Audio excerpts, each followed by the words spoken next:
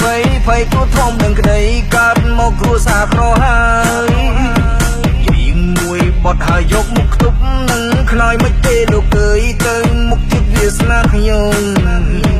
រួមមួយថ្ងៃដើម្បីមួយឆ្អែតដល់ឈឺចូលពេទ្យចាំទូរស័ព្ទតែម៉ូតូកាត់ភ្លៀងព្រោះអត់ឡានជីង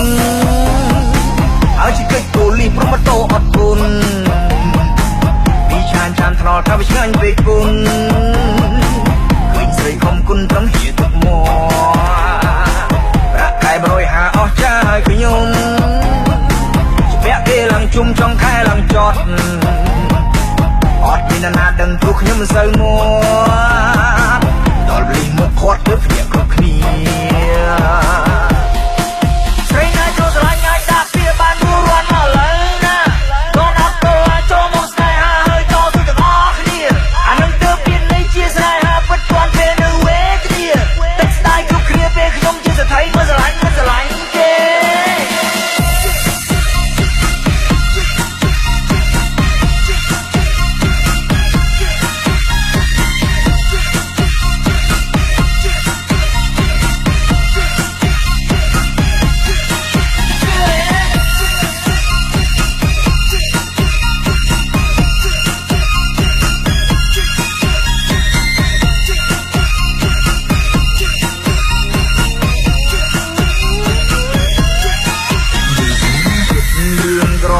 ចេះតែ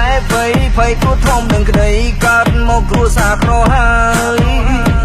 យើងមួយបត់ហើយយកមុខខ្ទប់នឹងខ្នើយមិនទេលោកអើយទៅមុខចិត្តវាស្នាខ្ញុំរួមមួយថ្ងៃដើម្បីមួយឆ្អែតដល់ឈឺចូលពេទ្យចាំទូរស័ព្ទតែម៉ូតូកាត់ភ្លៀងព្រោះអត់ឡានជីងហើយជិះកិច្ចប៉ូលីសព្រមម៉ូតូអត់គុណពីឆានចាំថ្នល់ថាវាឆ្ងាញ់ពេកគុណឃើញស្រីខំគុណត្រង់ហៀទឹកមកប្រាក់ខែ150អស់ចាហើយខ្ញុំច្បាក់គេឡើងជុំចុងខែឡើងចត់